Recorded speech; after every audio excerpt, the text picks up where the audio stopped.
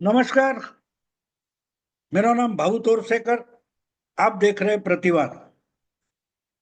दोस्तों, कोई इंसान बहुत सारी मेहनत करता है। वो उसने अपना जो टारगेट है वो तय किया होता है। उसको कहाँ पहुंचना है, ध्येय उसका तय किया हुआ है। और उसके लिए अगर 2-3 साल से कोई मेहनत कर रहा है और उसकी कोई गलती नहीं, लेकिन अगर दूसरे ही किसी के कारण अगर वो वहां पहुंच नहीं पाता तो बड़ी दुख की बात होती है। बड़ी मंजिल तय की हुई है, लेकिन उसकी कोई भी गलती नहीं है। फिर भी दूसरी किसी की गलती है या पहले से गलती की हुई है, उसका मुआवजा या उसकी कीमत अगर इस मेहनत करने वाले को चुकानी पड़ रही है तो बड़ी दुख की बात होती है। और मैं फिर इसलिए बोल रहा हूं, ये बिहार चुनाव की बात है। बिहार चुनाव के लिए पिछले 3 सालों से प्रशांत किशोर नाम के एक चुनाव रणनीतिकार, जिनको दुनिया मानती है कि ये चुनाव जीत कर देने वाली रणनीति बनाते हैं और वो अमल में लाकर आपको फायदा पहुंचाते हैं, ऐसी जिनकी पहचान है, ख्याति है, उनका नाम है, ऐसे व्यक्ति है प्रशांत किशोर। 2014 से पहले वो मोदी से मिले थे और गुजरात के चुनाव में मोदी को हमेशा मदद करते रहे। फिर 2014 का चुनाव जब मोदी जी राष्ट्रीय राजनीति में उतर गए, तब प्रशांत किशोर, तब तक कोई प्रशांत किशोर को जानता नहीं था। 2014 का चुनाव जो था, उसकी कैंपेन कम से कम 8-10 महीने चल रही थी। मोदी तो मानो सितंबर से लेकर मई महीने तक उस पर लगे रहे। तो उनके साथी कौन है, इस पर कभी चर्चा नहीं हुई, इसलिए प्रशांत किशोर का नाम कहीं भी सामने नहीं आया था। लेकिन 2014 के चकित करने वाले, आश्चर्य करने वाले जो नतीजे आ गए, तब जाके मीडिया का ध्यान वहां गया जिसका नाम प्रशांत किशोर था। पर्दे के पीछे रहकर मोदी के 2014 के चुनाव की रणनीति वो बना रहे थे। अर्थात पूरी की पूरी रणनीति नहीं, लेकिन सोशल मीडिया का इस्तेमाल कैसे करना है, मेन स्ट्रीम मीडिया का इस्तेमाल कैसे करना है, कौन सी जगह जाकर कौन से सब्जेक्ट पर भाषण करना है, उसका रिसर्च करो, स्टडी करो और उसको मोदी को सप्लाई करो। ये जो काम था वो प्रशांत किशोर कर रहे थे। और इसलिए 2000 चुनाव के नतीजे जब सामने आए और 8 चुनाव के बाद किसी एक पार्टी को अपना बहुमत मिला, सिंगल पार्टी मेजोरिटी 84 के बाद 2014 में आ गई, 84 के बाद 14 में आ गई। तब जाके सब लोगों का, सब मीडिया का ध्यान वहां गया कि ये चमत्कार कैसे हुआ। तो चमत्कार करने वाले व्यक्ति में जो अनेक फैक्टर थे, उसमें एक व्यक्ति का नाम प्रशांत किशोर था। और वहां से प्रशांत किशोर को चुनाव जीतने वाली रणनीति बनाने वाला करके उनकी पहचान हो गई। बहुत जल्दी उनका बीजेपी से भ्रम निराश हो गया, क्योंकि उनका एक उनकी एक समझ थी, उनकी इच्छा थी, उनकी महत्वाकांक्षा थी। अगर ये लोकसभा चुनाव नरेंद्र मोदी जीत जाते हैं तो उनकी राजनीति में और बीजेपी की राजनीति में प्रशांत किशोर को कोई बड़ा स्थान, ओहदा वगैरह मिलेगा। वो हुआ नहीं। ना पार्टी में उनको स्थान मिला, ना सरकार बनाने की या चलाने की जो नीति होती है, नीति निर्धारण होता है, उसमें उनको स्थान नहीं मिला। तो उनका और बीजेपी का नाता टूट गया। तो बीजेपी को सबक सिखाने के लिए और अपना हुनर एस्टेब्लिश करने के लिए उसके इमीडिएट बाद जो चुनाव आया था वो था दिल्ली का, दिल्ली विधानसभा का। दिल्ली विधानसभा 2013 में चुनाव हुआ था और उसके बाद फटाफट पार्टी बनाकर मुख्यमंत्री बने केजरीवाल। लोकसभा जीतने के लिए निकले थे लेकिन बुरी तरह से हार गए थे। तो वापस उनको फिर से दिल्ली में अपने पैर जमाने थे, तो उनको मदद करने के लिए प्रशांत किशोर पहुंच गए और उन्होंने 70 में से 67 सीटें लोकसभा की हार के बाद केजरीवाल को जीतने की एक रणनीति बनाकर दी थी। और उसके बाद प्रशांत किशोर अपने आप में एक हैसियत बन गए, एक शख्सियत बन गए, और एक एक करके अलग अलग पॉलिटिकल पार्टियां उनको चुनाव जिताने के लिए, रणनीति बनाने के लिए आमंत्रित करने लगे। और वो नाम एक बोलो, एक उनका नाम बन गया, प्रशांत किशोर एक ब्रांड बन गया कि चुनाव जीतकर दिखाने वाला। अर्थात राहुल गांधी ने वो भी ब्रांड फेल करके दिखाया। 2017 में प्रशांत किशोर पंजाब और उत्तर प्रदेश के लिए कांग्रेस की रणनीति बना रहे थे। तो अमरिंदर सिंह के साथ 2017 का चुनाव उन्होंने पंजाब में जीत कर दिखाया, लेकिन वही प्रशांत किशोर उत्तर प्रदेश में राहुल गांधी के साथ काम कर रहे थे और कांग्रेस बुरी तरह से हार गई। ये है राहुल गांधी का चमत्कार, राहुल गांधी का करिश्मा। वो सोने को भी मिट्टी में मिलाकर दिखा सकते। और मैं ये आज नहीं बोल रहा हूं, मैं उस वक्त ब्लॉग लिखता था और मैंने मराठी के अपने ब्लॉग में लिखा था शुरू में, प्रशांत किशोर ने राहुल गांधी के साथ गलती की है, वो अपना जो ब्रांड है उसको मिट्टी में मिलाएंगे क्योंकि राहुल उनके साथ है, वो बात अलग है। तो इस ढंग से उसके बाद ममता दीदी हो, तमिलनाडु के स्टालिन हो, और बहुत सारे जगमोहन रेड्डी हो, आंध्र के अलग अलग लोगों के लिए प्रशांत किशोर ने काम किया, उनकी रणनीति बनाकर दे दी और चुनाव जिताकर दिखा दिए। तो इससे जो हो गया, हाँ, उसके बीच में उन्होंने जो एनडीए से हट गए थे मोदी के खिलाफ होकर, नीतीश कुमार, उनसे भी हाथ मिलाया। नीतीश कुमार भी एनडीए से मोदी के कारण झगड़ा करके निकल गए थे, लेकिन बुरी तरह से 2014 के चुनाव में हार गए थे। उनको वापस राजनीति में अपने पैर जमाने थे। तो दिल्ली के बाद 2015 के चुनाव में प्रशांत किशोर ने नीतीश कुमार से हाथ मिलाया और नीतीश कुमार को उन्होंने जीत कर दिखाया। लालू के साथ जाकर भी नीतीश को जिता कर दिखाया, नीतीश को मुख्यमंत्री बनाकर दिखाया। तो ये अपने आप में प्रशांत किशोर की एक पहचान बन गई। लेकिन और एक बात थी, प्रशांत किशोर अलग अलग पार्टियों के लिए, क्षेत्रीय पार्टी हो, राष्ट्रीय पार्टी हो, उसके लिए काम करते थे, लेकिन वो ओरिजिनली बिहार के हैं और इसलिए उनको इंटरेस्ट था पॉलिटिक्स में। तो उन्होंने नीतीश के साथ हाथ मिलाया, नीतीश को फिर से मुख्यमंत्री बनाया और उसके बाद उन्होंने पॉलिटिक्स ज्वाइन की और नीतीश कुमार की पार्टी में वो वाइस प्रेसिडेंट बने।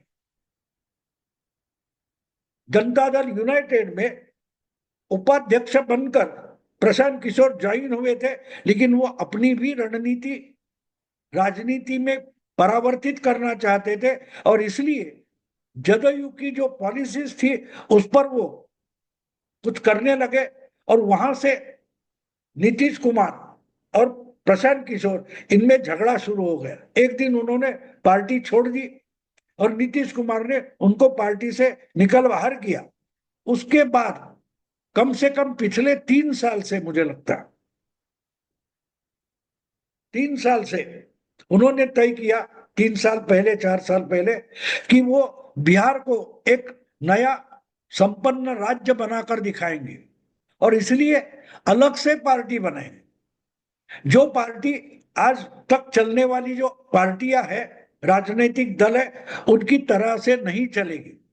नेताओं की पार्टी नहीं होनी चाहिए, कार्यकर्ताओं की पार्टी होनी चाहिए, जनता की पार्टी होनी चाहिए, जनता के हित के लिए चलने वाली और जनता की इच्छा सर आंखों पर रखने वाली पार्टी बनाने का प्रण उन्होंने लिया। और पिछले 3 साल से प्रशांत किशोर पूरे बिहार का दौरा कर रहे थे।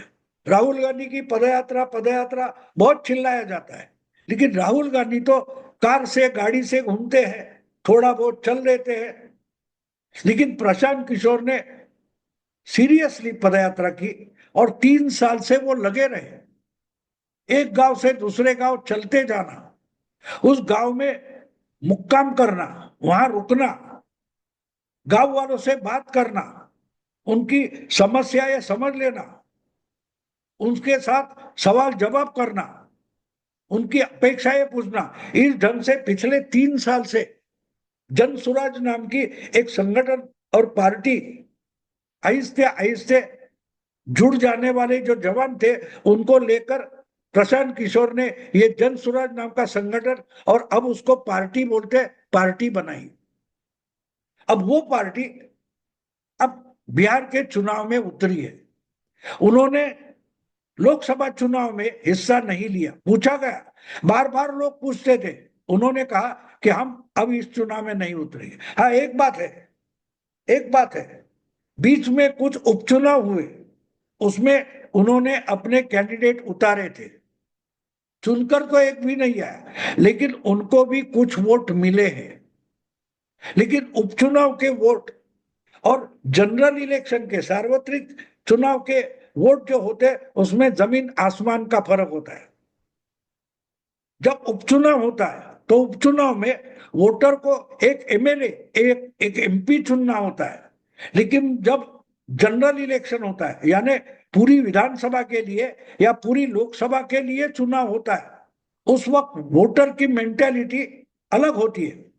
वो एक एमएलए नहीं चुनता। हाँ, कुछ लोग तो होते, एक पार्टी के बांडिल होते, एक उम्मीदवार के बांडिल होते, लेकिन बहुत सारे लोग उस प्रांत, उस प्रदेश या उस क्या बोलते पार्टी से, विचारधारा से बंधे हुए होते हैं। और इसलिए उपचुनाव के आंकड़ों पर या रिजल्ट पर आप कोई बड़ा निष्कर्ष नहीं निकाल सकते। तो बिल्कुल नई पार्टी उतरी है, जो जनसुराज पार्टी है प्रशांत किशोर की, ये बिल्कुल नई पार्टी है। ये लोगों को बड़ी बड़ी अपेक्षाएं दिखाई रहे, आशा दिखा रहे हैं कि ये हो सकता है, वो हो सकता है, बिहार बड़ा संपन्न हो सकता है। बिहार के लड़के सिविल सर्विसेज में आईएएस, आईपीएस, वैज्ञानिक, ऐसे स्पर्धा परीक्षा में सबसे ज्यादा होते हैं, लेकिन भारत के अलग अलग प्रांतों में मजदूरी करने के लिए जाने वाले कष्टकरी, कम पढ़े हुए मजदूर भी ज्यादा बिहार के होते हैं। तो कहने का मतलब ये कि बिहार को संपन्न बनाने का एक सपना दिखाना बिल्कुल आसान बात है, लेकिन वो सपना लोगों को मानना पड़ेगा और लोग इसके लिए वोट देने के लिए तैयार होने चाहिए।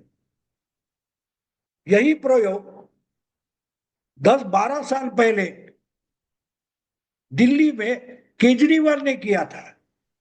केजरीवाल और प्रशांत किशोर का आंदोलन अलग अलग है। उनका आंदोलन कुछ महीने, कुछ हफ्तों के लिए चला। प्रशांत किशोर की पदयात्रा 3 सालों से चल रही है। जितने लोगों से पर्सनली चर्चा प्रशांत किशोर ने की है, उतनी चर्चा तो केजरीवाल ने भी नहीं की थी। लेकिन दिल्ली के लिए केजरीवाल दिल्ली के लिए सीमित थे, और दिल्ली में इतनी घन आबादी है, कम जगह ज्यादा से ज्यादा पॉपुलेशन है, इसलिए वहां जो बदलाव हुआ वो बिखरी हुई पॉपुलेशन जो है बिहार की, उसमें हो सकता है क्या, ये सोचना जरूरी है। ये एक बात है।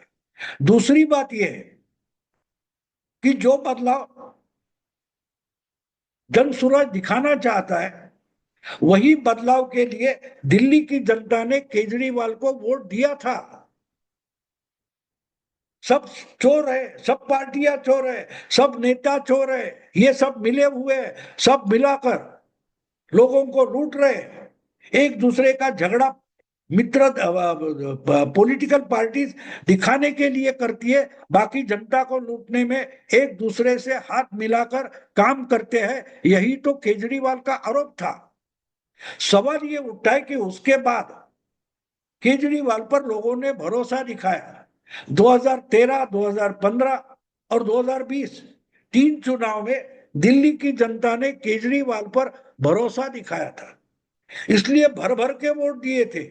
लोकसभा में जिस केजरीवाल के पार्टी को 35% वोट मिलते थे, उसको विधानसभा के चुनाव में 2015 और 2020 में 50% से ज्यादा वोट मिले। यानी मोदी को प्रधानमंत्री करने वाला जो वोटर है, उसमें दिल्ली का 15-16% वोटर विधानसभा में केजरीवाल को वोट देता था, और बीजेपी विधानसभा में पीछे पड़ जाती थी। ये कहने का कारण ये है कि कहने का कारण ये कि केजरीवाल पर यह बदलाव लाएगा, ऐसा भरोसा वोटर ने रखा था। लेकिन 10-11 साल में केजरीवाल ने ऐसा कारनामा करके दिखाया कि जो जो अलग अलग पार्टियों को केजरीवाल भ्रष्ट और करप्ट बोलता था, उनसे भी भयंकर करप्शन केजरीवाल ने करके दिखाया।